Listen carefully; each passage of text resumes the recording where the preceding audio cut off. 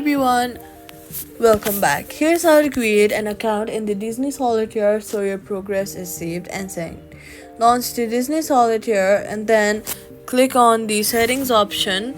Next, go ahead and tap the sign up or create an account on the welcome screen.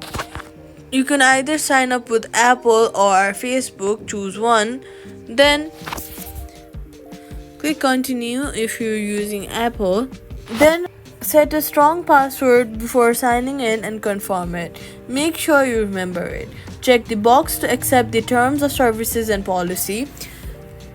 Check your email inbox for a verification code. Enter the code to confirm your account. That's how to sign up in Disney Solitaire and secure your account. Subscribe for more quick fixes.